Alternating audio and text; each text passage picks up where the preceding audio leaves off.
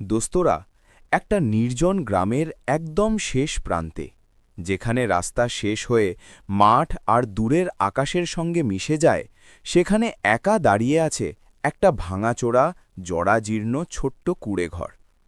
এমন একটা কুঁড়েঘর যাকে দেখলেই মনে হয় সময় যেন বহু যুগ আগেই তাকে ভুলে গেছে, তাকে ছেড়ে চলে গেছে, আর সে নিঃশব্দে দাঁড়িয়ে শুধু নিজের ধ্বংসের সাক্ষী হয়ে রয়েছে। দেয়াল থেকে মাটি খসে খসে ঝরে পড়েছে, ছাদে অসংখ্য ফুটো, বর্ষার দিনে টপটপ করে পানি ঝরে মেঝেতে, যেন ঘরটাও চোখের জল ফেলছে। আর সেই কুঁড়েঘরের এক কোণে বাস করে এক বৃদ্ধা মহিলা, বয়স প্রায় ৭০-এর কাছাকাছি। কোমর বেঁকে গেছে, চোখে ঘন কুয়াশা, মুখের ভাঁজগুলো যেন শুধু বয়সের ছাপ নয়, বিগত দশকগুলোর প্রতিটি কষ্ট, প্রতিটি অপেক্ষা, প্রতিটি নীরব যন্ত্রণা স্পষ্ট অক্ষরে খোদাই হয়ে আছে। গ্রামের লোকজন তাকে চিনত সরলা দেবী নামে, কিন্তু আজ আর কেউ তাকে নাম ধরে ডাকে না, কারণ যার জন্য সে নিজের পুরো জীবন উৎসর্গ করে দিয়েছে, সেই ছেলে ১০ বছর আগে এক কালো রাতে হঠাৎ বাড়ি ছেড়ে চলে গিয়েছিল, আর কোনো দিন ফিরে আসেনি। সরলা দেবীর জীবন এখন শুধু অন্যের দয়া আর করুণার উপর ঝুলে আছে। কোনো প্রতিবেশী দুবেলা দুখানা রুটি দিয়ে যায়, কেউ পুরনো কাপড় ছুঁড়ে দেয়, মাঝে মধ্যে গ্রামের মহিলারা সামান্য কিছু শস্য দিয়ে যায়, আর সেইটুকু দিয়েই তার দিন কোনো রকমে কাটে। সকাল হলেই সে কুঁড়েঘরের বাইরে বসে পড়ে, হাতে পুরনো জপমালা, ঠোঁটে ফিসফিস করে প্রার্থনা, আর চোখ বারবার সেই ধুলো মাখা কাঁচা রাস্তার দিকে চলে যায়, যেন এখনও গভীর বিশ্বাসে মনে করে যে আজই হয়তো তার ছেলে ফিরে আসবে। কিন্তু দোস্তরা, তাকে কি জানা ছিল যে তার ছেলে ফিরবে ঠিকই? শুধু সেদিন সে আর সেই ছোট্ট ছেলে হয়ে নয়, পুরো জেলার ডিএম হয়ে ফিরবে, যার একটা স্বাক্ষরে হাজারো মানুষের ভাগ্য পাল্টে যেতে পারে। ১০ বছর আগের কথা। তখন সরলা দেবী একজন মজুরের স্ত্রী ছিল। তার স্বামী হরিপদ গ্রামে গ্রামে ঘুরে খেতে আর ইট ভাটায় কাজ করত এবং খুব কষ্ট করে সংসার চালাত। তবু যা ছিল তাতেই হাসিখুশি চলছিল। তারপর একদিন হঠাৎ অসুখ হরিপদকে ধরে ফেলল। চিকিৎসার টাকা ছিল না, হাসপাতাল অনেক দূরে, আর কয়েকদিনের মধ্যেই হরিপদ এই দুনিয়া ছেড়ে চলে গেল। সেই দিনই সরলা দেবী বিধবা হল, এবং সেই দিনই সে মনে মনে প্রতিজ্ঞা করল যে যাই হোক না কেন, সে তার ছেলে রাহুলকে কখনো খারাপ পথে যেতে দেবে না। তখন রাহুল মাত্র ৮ বছরের ছিল, নিষ্পাপ, অজ্ঞান, আর বাবার চিতার আগুন যেন তার ভবিষ্যৎ পর্যন্ত পুড়িয়ে দিচ্ছিল। সরলা দেবী অন্যের বাড়িতে কাজ করা শুরু করল, খেতে মজুরি করল, কখনো ইট ভাটায় গেল, কখনো বাসন মাজল, কখনো ঝাড়ু দিল, কিন্তু ছেলেকে কখনো খিদে নিয়ে শুতে দিল না। নিজের ভাগের রুটি অর্ধেক করে তাকে খাওয়াত। সময় গড়িয়ে গেল, আর রাহুল বড় হতে লাগল। কিন্তু দারিদ্র্যের সাথে সাথে তার ভিতরে আরেকটা জিনিস বাড়তে লাগল, রাগ। নিজের অবস্থার উপর রাগ, নিজের গ্রামের উপর রাগ, আর মায়ের কঠোরতার উপর রাগ। সরলা দেবী কঠোর ছিল, কারণ তার ভয় ছিল যে গ্রামের বখাটে ছেলেদের সাথে রাহুলও যেন না বখাটে হয়ে যায়। সে বকত, বোঝাত, আর কখনো কখনো মারও দিত, কিন্তু প্রত্যেকটা চড়ের পিছনে তার হৃদয় নিজেই কাঁদত। সে জানত যে আজ কঠোরতা না করলে কাল তার ছেলে নষ্ট হয়ে যাবে, কিন্তু রাহুল সেই বয়সে এটা বুঝতে পারেনি। এক রাতে যখন রাহুল ১৬ বছরের হল, তখন সে বন্ধুদের সাথে গভীর রাতে বাড়ি ফিরল।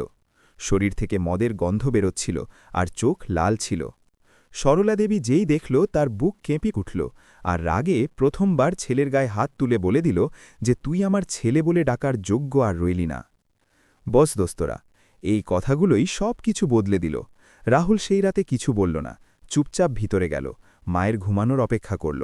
তারপর একটা ছোট্ট পুটলিতে নিজের কাপড় বেঁধে অন্ধকার রাতে পিছনে না তাকিয়ে বাড়ি ছেড়ে চলে গেল। পরের সকালে যখন সরলা দেবী ছেলেকে দেখতে পেল না, তখন প্রথমে ভাবল কোথাও খেতে চলে গেছে। কিন্তু যখন সন্ধ্যা হয়ে গেল আর রাহুল ফিরল না, তখন তার পায়ের তলার মাটি সরে গেল। সে গ্রামে গ্রামে ঘুরল, আত্মীয়দের কাছে গেল, থানায় পর্যন্ত গেল, কিন্তু রাহুল কোথাও পাওয়া গেল না।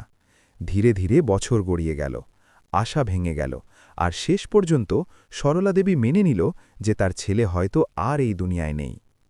এদিকে রাহুল শহরে পৌঁছে গিয়েছিল, খিদে, একা আর ভয়ে কাঁপতে কাঁপতে। কিন্তু ভাগ্য তার জন্য আরেকটা পথ খুলে রেখেছিল।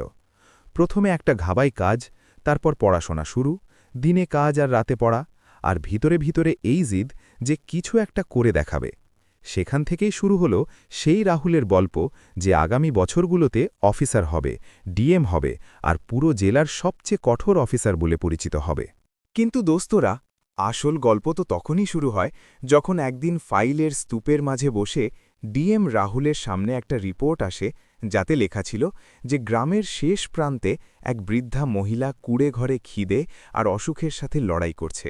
আর সেই রিপোর্টে লেখা নাম ছিল সরলা দেবী। সেই নাম পড়া মাত্র রাহুলের হাত কেঁপে উঠল, কলম পড়ে গেল, আর 10 বছর আগের সেই রাত তার চোখের সামনে ঘুরে গেল। দোস্তরা, সেই ফাইলে লেখা নাম যেই রাহুলের চোখের সামনে এলো, তার ভিতরে যেন কিছু একটা ভেঙে চুরমার হয়ে গেল। যে মাকে সে 10 বছর আগে রাগের মাথায় ছেড়ে চলে গিয়েছিল, সেই মা আজ সরকারি কাগজে এক অসহায় বৃদ্ধা মহিলা হয়ে গেছে। ডিএম রাহুল সিংয়ের কুর্সিতে বসা সেই অফিসার হঠাৎ করে তার ভিতরের সেই 16 বছরের ছেলেটায় ফিরে গেল, যে এক রাতে চুপচাপ কুঁড়ে ঘর ছেড়ে চলে গিয়েছিল। ঘরে বসা সব অধীনস্থ অফিসার দেখছিল যে ডিএম সাহেব হঠাৎ চুপ করে গেছেন, চোখ ফাইলের ওপর আটকে আছে, কিন্তু মন অনেক দূরে চলে গেছে। রাহুল ধীরে ধীরে ফাইল বন্ধ করল আর ভারী গলায় জিজ্ঞেস করল, এই মহিলা সম্পর্কে আর কি তথ্য আছে? অধীনস্থ অফিসার বলল, সাহেব, এই মহিলা গ্রামের শেষ প্রান্তে একটা ভাঙাচোড়া কুড়ে ঘরে থাকেন। পঞ্চায়েত থেকে অনেকবার সাহায্যের সুপারিশ হয়েছে, কিন্তু কাগজি আনুষ্ঠানিকতায় আটকে গেছে। বয়স অনেক বেশি, চলাফেরা করতে পারেন না, অনেক দিন খেয়ে না খেয়েও শুয়ে থাকেন।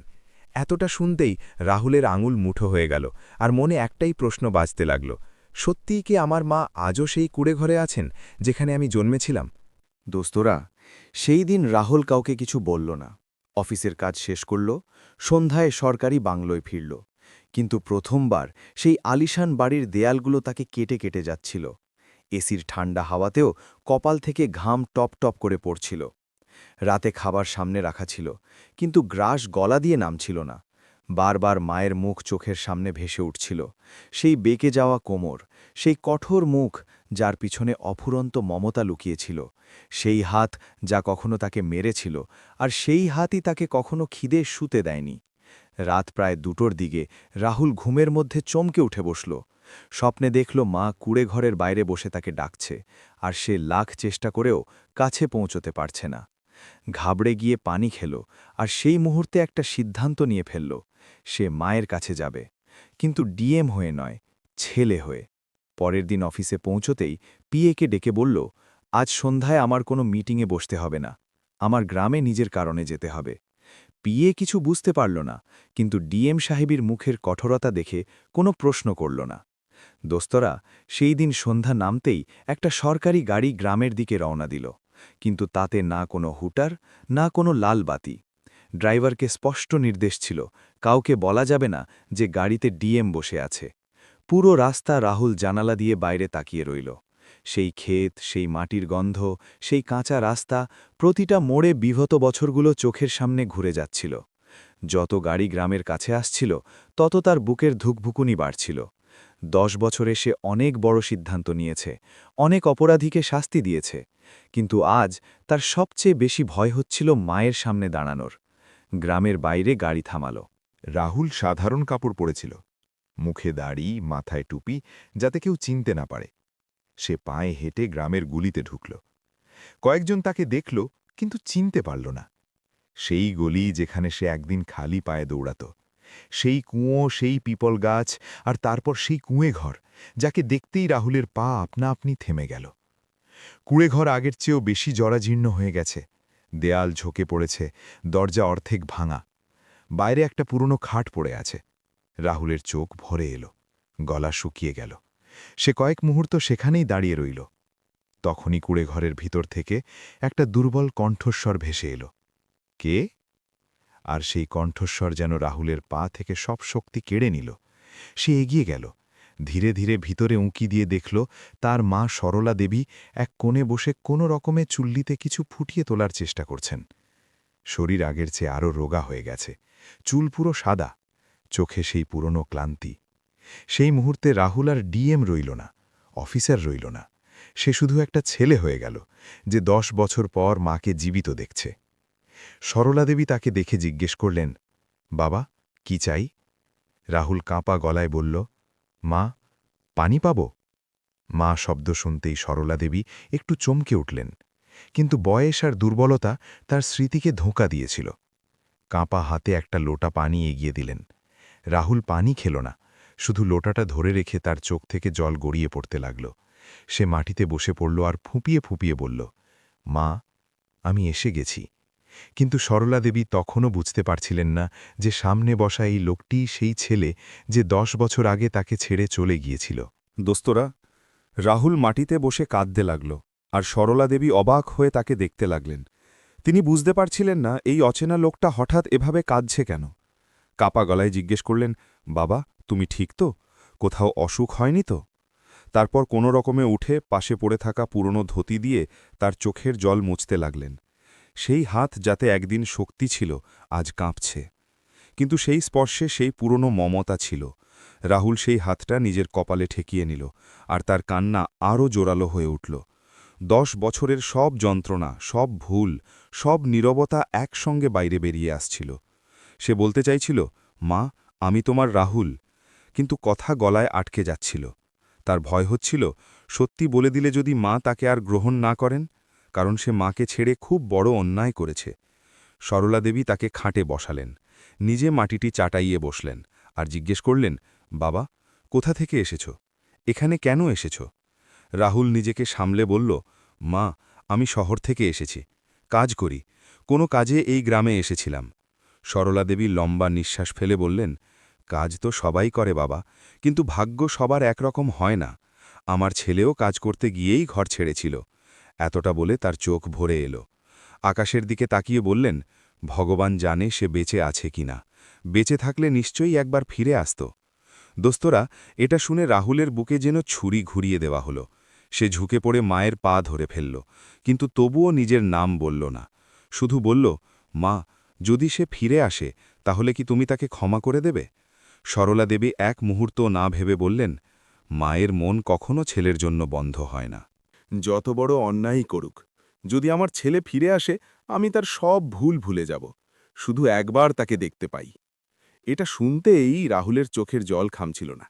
তার মনে হলো যে মাকে সে ছেড়ে চলে গিয়েছিল সে আজও ঠিক একইভাবে তার পথ চেয়ে বসে আছে। দোস্তরা, ঠিক সেই সময় কুড়েঘরের বাইরে কয়েকজন গ্রামবাসী জড়ো হয়ে গেল। কেউ শহরের গাড়ি দেখে ফেলেছে, কেউ অচেনা লোকটাকে কুড়েঘরে ঢুকতে দেখেছে। ধীরে ধীরে ভিড় জমতে লাগল। সরলা দেবী বাইরে উকি দিয়ে বললেন, হয়তো কোনো কাজে এসেছে, তুই এখানে বস বাবা, আমি দেখছি। কিন্তু রাহুল আর দেরি করতে চাইল না। নিজেকে সামলে কাঁপা গলায় বলল, মা, আমি তোমার রাহুল। 10 বছর আগে যে রাতে চলে গিয়েছিল সেই রাহুল আজ ফিরে এসেছে। এটা শুনতেই সরলা দেবী যেন পাথর হয়ে গেলেন। চোখ বড় বড়, হাত থেকে লোটা পড়ে গেল। তিনি রাহুলের মুখের দিকে তাকিয়ে রইলেন, যেন স্মৃতির ভিতর হারিয়ে কোনো পুরনো মুখ খুঁজছেন। কয়েক মুহূর্ত পর হঠাৎ চিৎকার করে উঠলেন আর রাহুলকে বুকে জড়িয়ে ধরলেন। ফুপিয়ে ফুপিয়ে বললেন, তুই বেঁচে আছিস বাবা, সত্যি সত্যি বেঁচে আছিস। আমি তোকে মরে গেছে ভেবে নিয়েছিলাম। 10 বছর ধরে প্রতিদিন তোর জন্য অপেক্ষা করেছি, প্রতি রাতে ভগবানের কাছে তোকে ফিরিয়ে দেওয়ার জন্য ভিক্ষা করেছি। এটা বলতে বলতে তার গলা ভেঙে গেল। রাহুলের কাঁধে মাথা রেখে কাঁদতে লাগলেন। রাহুলও মাকে শক্ত করে জড়িয়ে ধরে রইল আর বারবার বলতে লাগল, মা, ক্ষমা করে দাও, আমার থেকে খুব বড় ভুল হয়ে গেছে। গ্রামের লোকেরা এই দৃশ্য দেখে আবেগে ভরে গেল। কারো চোখ ভিজে উঠল, কেউ চুপচাপ মাথা নিচু করে দাঁড়িয়ে রইল। সবাই বুঝে গিয়েছিল এই সেই ছেলে যার নাম বছরের পর বছর ধরে এই কুড়েঘরের সঙ্গে জড়িয়েছিল। কিছুক্ষণ পর যখন সরলা দেবী শান্ত হলেন, তিনি রাহুলকে মাথা থেকে পা পর্যন্ত দেখলেন আর বললেন, বাবা, তুই তো অনেক বদলে গেছিস। তোর কাপড়, তোর কথা, সবকিছু আলাদা। তুই কি কাজ করিস? তখন রাহুল প্রথমবার নিজের পরিচয় দিল, মা, আমি এই জেলার ডিএম, মানুষের কাজ দেখি, ন্যায় বিচারের চেষ্টা করি। এটা শুনতেই গ্রামে ফিসফিসানি শুরু হয়ে গেল। কারো বিশ্বাস হচ্ছিল না যে এই কুড়েঘরের ছেলে এত বড় অফিসার হয়ে গেছে। সরলা দেবী কাঁপা হাতে রাহুলের মাথায় হাত রাখলেন আর বললেন, বাবা, তুই যাই হয়ে যা না কেন, আমার কাছে তুই সেই রাহুলই যে একদিন আমার কোলে ঘুমাত। কিন্তু দোস্তরা, এই সত্যি এবার গ্রামে আগুনের মতো ছড়িয়ে পড়তে চলেছিল, আর এরপর যা হতে চলেছিল তা পুরো গ্রামের ভাগ্য বদলে দেবে। দোস্তরা, আজ এই গল্পের শেষ মোড়ে এসে যদি আমরা পুরো যাত্রাটাকে পিছনে ফিরে দেখি তাহলে বোঝা যায় এটা শুধু একটা ছেলের ডিএম হওয়ার গল্প নয়, এটা সেই মায়ের ত্যাগ, ধৈর্য আর অসীম মমতার গল্প, যিনি কোনো অভিযোগ ছাড়াই নিজের সব সুখ ছেলের ভবিষ্যতের পায়ে বিসর্জন দিয়েছেন। সরলা দেবীর সেই ভাঙা কুঁড়েঘর আমাদের মনে করিয়ে দেয়, গরিবই শুধু টাকার অভাব নয়, সেটা এমন পরিস্থিতি যেখানে মানুষ নিজের স্বপ্নকেও চুপচাপ সহ্য করতে শিখে যায়। আর রাহুলের ডিএম হওয়া আমাদের শেখায়, ইচ্ছা যদি পাকা হয়, পরিস্থিতি যাই হোক না কেন, মানুষ নিজের ভাগ্য নিজেই লিখতে পারে। কিন্তু দোস্তরা, এই গল্পের সবচেয়ে বড় বার্তা পদ বা কুর্সি তাকত নয়, আসল বার্তা হল অনুতাপ, ক্ষমা আর মানবতা।